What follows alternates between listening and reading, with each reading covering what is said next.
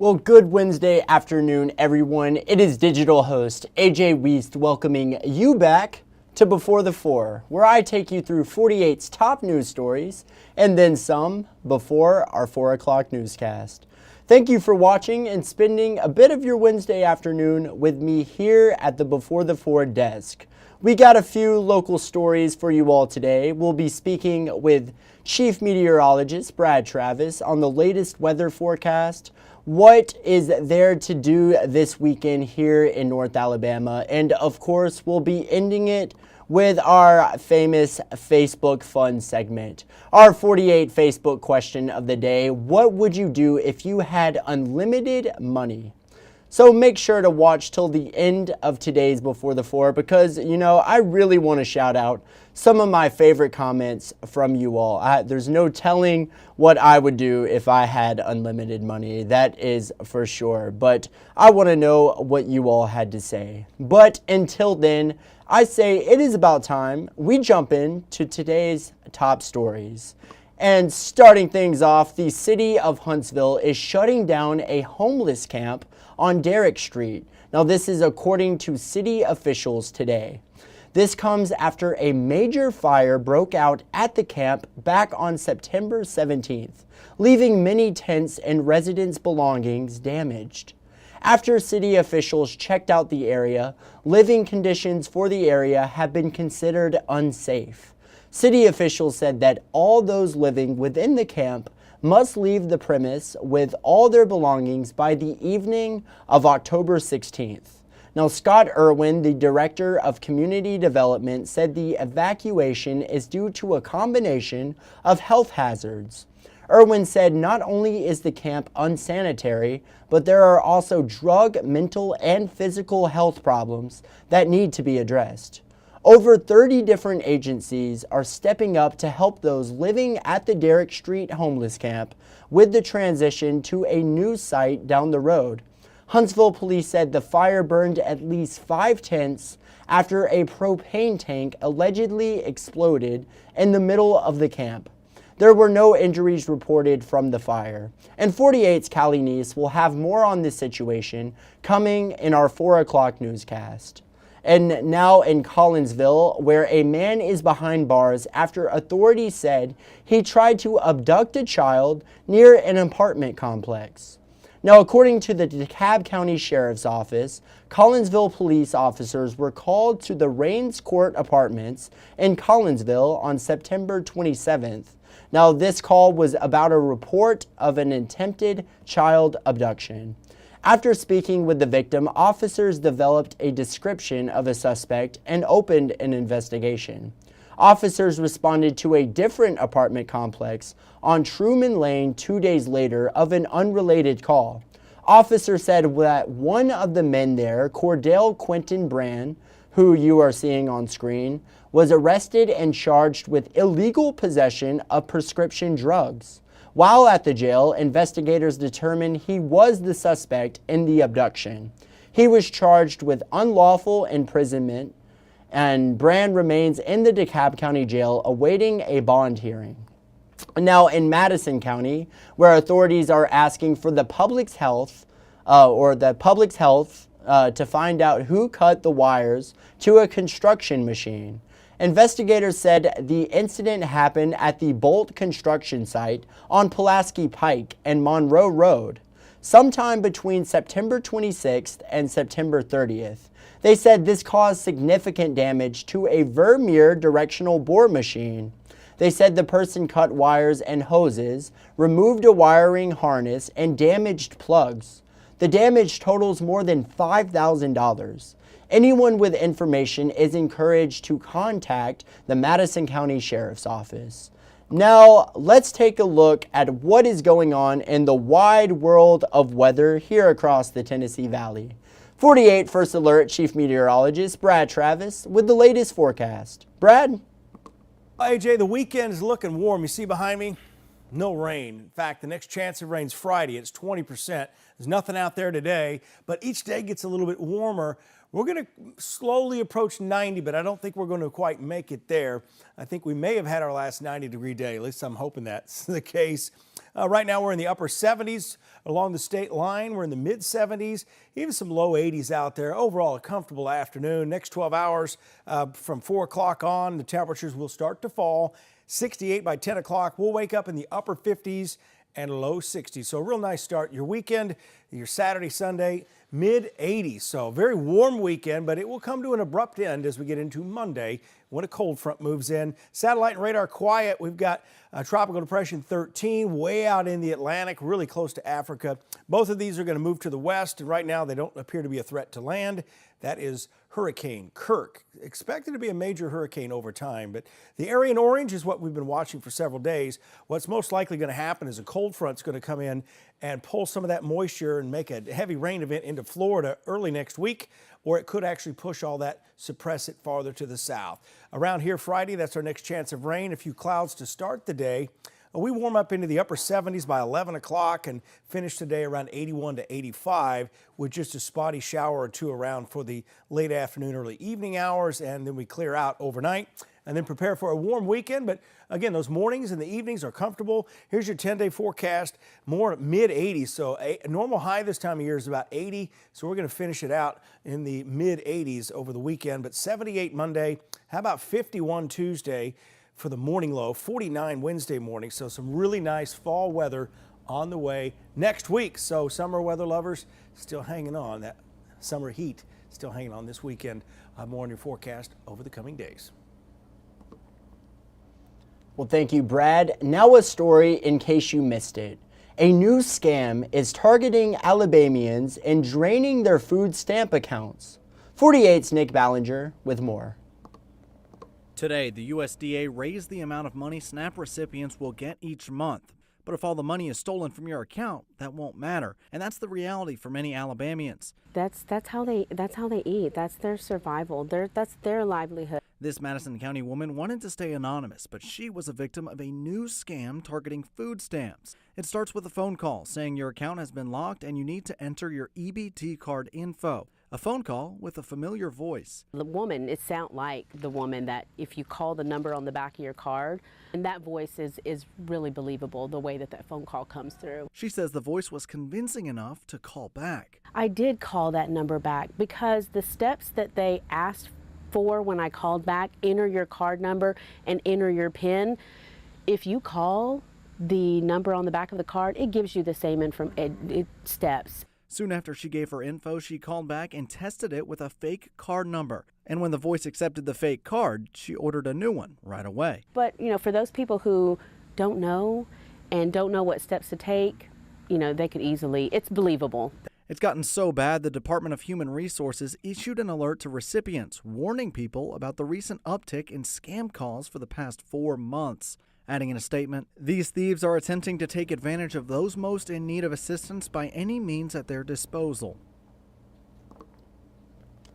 Well, thank you, Nick. Now, yesterday, dock workers officially began their strike against the International Longshoresmen Association. 48's Callie Neese with more on how the current port strike can affect our economy. Has the potential to have a devastating impact on our economy. Mark Colson, the president and CEO of the Alabama Trucking Association, told me if the strike lasts a while, it may have effects similar to the height of the COVID pandemic in 2020 when store shelves were empty. If this is a prolonged strike, which hopefully it's not, but yes, the American consumer will pay a significant price. He adds that small businesses are going to take the largest hit because they may not have the money to withstand a long, drawn-out strike. And when those kind of things happen in our economy, small businesses pay the brunt of the price, along with the regular consumers across Alabama and across the nation. Singing Rivers Dentistry in Madison relies on overseas shipping for a lot of their supplies. Paige Means told me that she is preparing for the worst. I ordered like 15 extra boxes than what I normally do of gloves and jackets and things of that nature that we use all day. Means told me she was prepared for this and took the necessary steps to make sure that they feel as little of the effects from this strike as possible. I sent a message out last night to all of our staff members and asked, if there's anything that you're going to need or anything that you think that you're going to run out of in the next 2 to 3 weeks, let's go ahead and order it now. Colson adds that he hopes that this strike will end quickly. The strike concerns us greatly. And no, I mean, that's why we'd like to see it resolved quickly. Awesome. Well, thank you, Callie. Now in politics, NBC's Peter Alexander reports on the highlights from last night's vice presidential debate. Take a listen. In their first and only face-off, J.D. Vance and Tim Walz squaring off in a largely civil and substantive vice presidential debate. The two sparred over the escalating crisis in the Middle East. A nearly 80-year-old Donald Trump talking about crowd sizes is not what we need in this moment. Who has been the vice president for the last 3.5 years? And the answer is your running mate, not mine. But turning contentious on immigration, Walz mocking former President Trump for not delivering on his signature campaign pledge. He promised you, America, how easy it would be. I'll build you a big, beautiful wall, and Mexico will pay for it. Less than 2% of that wall got built, and Mexico didn't pay a dime. When the discussion turned to legal Haitian migrants living in Springfield, Ohio, as Vance interjected. The rules were that you guys weren't going to fact check. CBS cut off both candidates' microphones. Gentlemen, the audience can't hear you because your mics are cut. Walz appeared to struggle when pressed about his past comment that he was visiting Hong Kong during the 1989 Tiananmen Square protests, when in fact he did not arrive until months later. I'm a knucklehead at times. Just to follow up on that, the question was, can you explain the discrepancy? All I said on this was I got there that summer and misspoke on this, so I will just, that's what I've said. Later, in what was the night's most contentious exchange, Vance refused to acknowledge that Donald Trump lost the 2020 election. I would just ask that, did he lose the 2020 election? Tim, I'm focused on the future. Did Kamala Harris censor Americans from speaking their mind in the wake of the 2020 COVID situation? That is a damning non-answer. Thank you, Peter. Now, if you're looking for something to take the kiddos to this weekend here in North Alabama, Paw Patrol Live Heroes Unite is coming to the Rocket City this Saturday and Sunday. And today I spoke with a spokesperson at Paw Patrol Live. Take a listen. Well, hello everyone and welcome back to the 48 Now desk. I'm digital host A.J. Wuest, and Paw Patrol Live is coming to the VBC Mark C. Smith Concert Hall in Huntsville this Saturday and Sunday. And of course today I am joined with Paw Patrol Live Heroes Unite spokesperson Dante Bratelli. Dante, how are you doing today? I'm doing well. Thank you so much for having me. Absolutely. So Dante, first, for those of us who aren't familiar with Paw Patrol Live Heroes Unite, please tell us a bit about the production. Absolutely. Paw Patrol Live Heroes Unite follows Ryder and the Paw Patrol as they face their greatest challenge yet. It's Top Heroes Day, and RoboDog is making his stage debut. But when Mayor Humdinger clones RoboDog, chaos ensues across the world. So it's up to Ryder and the Paw Patrol to stop Mayor Humdinger, rescue RoboDog, and learn what it means to be a top hero. Well, very cool. It sounds like some exciting stuff right there. Do you have to be familiar with the TV series in order to enjoy this performance? Not at all. While fans of the show will find special enjoyment in recognizing familiar elements, this production follows a unique storyline that the whole audience will enjoy. Very cool. So I got to get my tickets now, it sounds like. But which characters, I know you mentioned RoboDog earlier, which characters make an appearance in Paw Patrol Live this weekend? The audience will get to see Ryder, of course, and Marshall, Rubble, Chase, Rocky, Zuma, Sky, Liberty, Everest, and of course, RoboDog. Exciting. Let's go. Should kids remain in their seats, or are they able to sing and dance along with the production? We know that it can be tough for kids to sit for 90 minutes, so we do encourage them to get up and sing and dance with us. as well as each kid will be given a pup tag on their way in, and we hope that they will jump into action when asked by the Paw Patrol for some extra special help. And what is the recommended age group for kids who will be at the event? Generally, ages 2 to 6, but with the clever dialogue and exciting music, the whole audience will love it. Exciting. And Dante, what do you think kids seem to embrace the Paw Patrol characters? What is so special about them that really connects with kids? I think that the Paw Patrol and Ryder can teach kids that if they work together, they can accomplish anything. One of their mottos is no job is too big, no pup is too small. And that message really resonates with kids. Each of our pups is so unique, just like each kid is unique.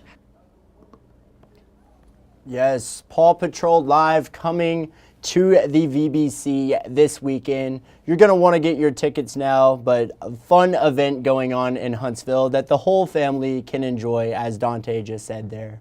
But yes, Paw Patrol Live. And also, another thing to do this weekend, a Saturday Night Live star is coming to Huntsville this Friday and Saturday. Paw Patrol Live is Saturday and Sunday. But this is Friday and Saturday to Levity Live. And yesterday, I got the chance to speak with comedian and actor Chris Kattan, who spoke about his upcoming Huntsville show, as well as reflected on his outstanding career and inspirations growing up. Take a listen. What are some of your comic influences growing up? Well, what inspired me was the fact that, being in school when you grow up, you're always trying to find that thing that you have that makes you special or gets you attention from other kids. And I was performing in a pep assembly, and I did an impression of one of the teachers, and it was a big hit, and that made me get some eyeballs. And so that was my calling. I found out that this was easier than I thought, trying to be funny. And that's what really was the reason as to why. So I just kept doing funny things, doing impressions and sketches and these pep assemblies in high school. And that's what I stuck with. So that happened before sports, and it happened before, drawing or something like that. So that seemed to be my calling. Very much so. And you speak on those pep assemblies you were part of. Earlier in your career, you were part of a comedy troupe. It was called The Groundlings. Can you speak a little on that? Yeah, well, they're a terrific improv comedy troupe on the West Coast in Los Angeles. They're equivalent to like Second City is in Chicago. And without them, I wouldn't know anything. I would know very little about comedy. They taught me how to write, and they taught me how to do character study and create characters. And I owe them, everything for what they taught me, honestly, because without them, I wouldn't be doing what I am doing today. Yes, awesome interview with Chris Kattan yesterday for 48 Now. You can watch that full interview with more details on Saturday's show on our website, WAFF.com. Now, another thing going on this weekend in Huntsville, Fame Recording Studios is coming to celebrate its 65th anniversary with free music from countless Shoals artists and big names. Last week, I spoke with Fame Studios president. His name was Rodney Hall, for those of you who do not know. He spoke about his time managing the Fame Studios. And take a listen. Throughout your years at Fame Recording Studios, what would you say has been your favorite part of managing such a prestigious recording studio? Well, there's so many. It's, we have a recording studio, and then we have a publishing company that we have songwriters that write for us. Just, to watch the process of a song or a record being made, and then to come out and, and the public embrace it and to become a big hit is always a thrill. And then there's always the thrills of your idols coming and working with you, like We got to work with Greg Allman a few years ago on his last album, Steven Tyler, Wow. Alicia Keys. So it's, when those guys come to town, that's always exciting. But, the real excitement is, when you have a hit record and you've watched it come from, an embryo of a song out into the public and it becomes mainstream. And then you travel around the country or even the world and hear it, in bars and restaurants and those kind of things. It's always a thrill to hear those things. That's awesome. What would you say it is about the Shoals that just blesses people with musical talent? Is it is something in the water out there? Like, what is it? We're downstream from Huntsville, so something probably is in the water. It's I think that it's just a community. We have a great community and it's a small town, so we all, know each other and work together, and it's a thing that's being passed down. It's a handmade music. We all the Muscle Shoals music community started with, a group of songwriters and musicians and producers working together and, spending a lot of time working together, not, working with different people all the time. So it became a real family, so to speak. And, I think we passed that family tradition down from generation to generation. As we bring in new musicians, they work with the veterans, and, and we all learn from each other. They're not competing. They're learning with and teaching each other as we go forward, and it just passes the traditions passed down from generation to generation. Rodney Hall there on a very fun event planned this weekend here in Huntsville. Again, you can find that full 48 Now interview with Rodney Hall with more details on our website. But now, there's nothing like a father's love. Despite getting stuck in Hurricane Helene, one father traveled 27 miles, most of it by foot, to be there on his daughter's wedding day. Sam Perez spoke with the man. Take a listen. How far would a father's love go? For David Jones, 27 miles through a hurricane to walk his daughter down the aisle. I spent some time with him to hear about his determination to be there on her big day. Every dad wants to walk his daughter down the aisle, so I got my chance. David Jones hit the road Friday night, heading to his daughter Elizabeth's wedding in Johnson City. That's usually a 2-hour drive. It didn't occur to me that there would be any trouble. But around 2 a.m., when he got to a crumbled bridge in Unicoi County, he got stuck in Irwin. It's incomprehensible, the destruction, this complete missing bridge and the gap and the rushing water underneath. Jones, a marathon runner, was determined to get there, even if it meant walking the rest of the way to the church. But I thought, it's 20 or 30 miles, I can do this. And so off I went. He says he fell waist deep into sand. He climbed roots and trekked through mud and ran into law enforcement officers who advised him to turn around. His response? And I said, well, you don't understand. My daughter's getting married at 11 o'clock this morning, and I'm going to be there to walk her down the aisle. Jones says he traveled about 17 miles on foot and hitched a ride from a trooper and a passerby for the remaining 10 miles, finally arriving at the church at 7:30 a.m. Dad was doing his dad thing and taking every measure he could to be there, but I had no idea. Nice. That's a good photo. He walked me down the aisle. Yeah, it meant the world because I'm really close with my dad. We're so similar, and he's always been there for me. Walking miles for that memory. In Johnson City, I'm Sam Perez. Thank you, Sam. Now, a facility down in Dothan knows firsthand how disabilities can affect someone's everyday life, and they have a specific program designed to help those in need.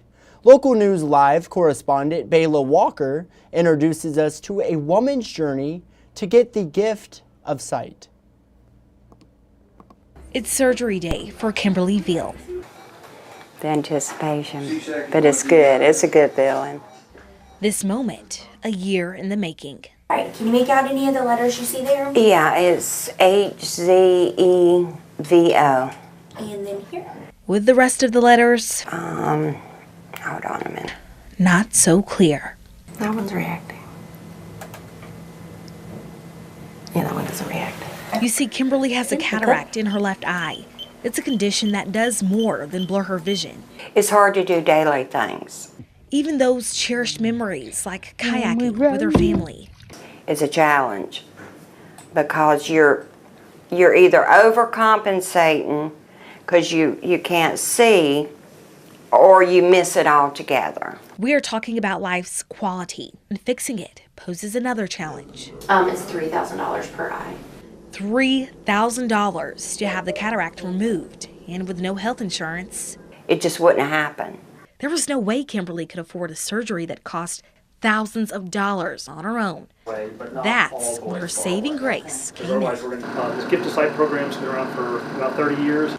To provide free cataract surgery to those who could not otherwise afford it. So when he had to retire, that wiped out everything. What savings we had, we couldn't afford the insurance. The gift of sight program was a perfect fit, but certain qualifications needed to be met. For example, she had to make a vision screening appointment to verify a true need, and stating why she felt her financial situation makes her eligible. I went in the bathroom and I opened my eyes and I couldn't see anything. Once she demonstrated that she met all the requirements, there was a little waiting and a little praying. After 4 months, she received the news. She was one of the chosen recipients. Living 2.5 hours away, Kimberly and her husband traveled to Dothan Eye Center South to get started. Kimberly, you still ready? I'm ready. It was time for surgery, a day Kimberly so eagerly waited for.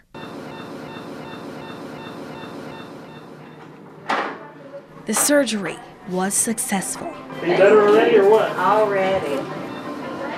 Wow.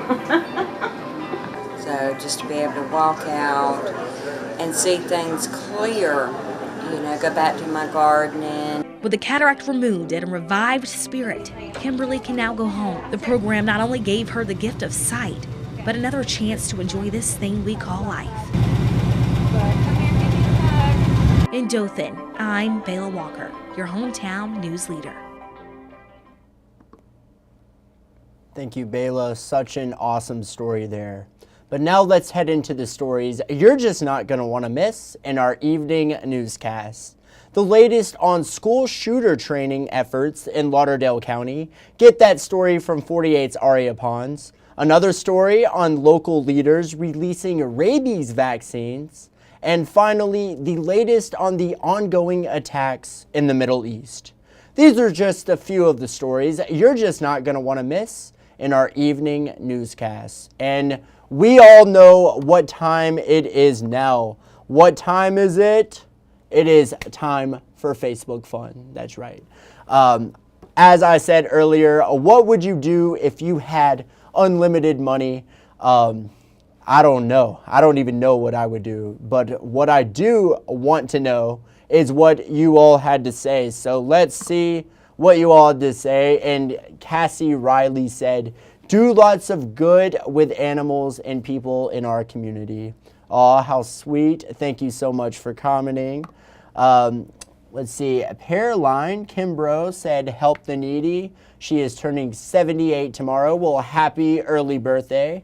I would hire a maid to help me. Very, very understandable. Absolutely. Thank you so much for commenting. Kim Smith said, remodel her house. Hey, you got to do what you got to do. Absolutely. Nothing wrong with that. Kim, thank you so much for commenting. Lisa or Simmons, she said, buy a small castle in Scotland. You know, something tells me there are definitely worse places to be than Scotland, and there are worse places to live than in a castle. So definitely gotta agree with that one. Buy a small castle in Scotland. Not a big castle, a small castle. Lisa, thank you so much for commenting. Awesome stuff. And then Victor said, I mean, keep it simple. Spend it. Yeah, I mean, why save it when you can spend it? 100%. Victor, thank you so much for commenting. But that's just about it for today's Before the 4. I want to thank you for sticking around with me and spending just a little of your Wednesday afternoon with me. Haven't done so already, make sure you download the 48 Digital app, the 48 First Alert Weather app, and the 48 Sport Zone app. Turn on those push notifications and you will never miss a breaking story. But with that said, that is all the time I have. But of course, thank you for watching. You all have a great night.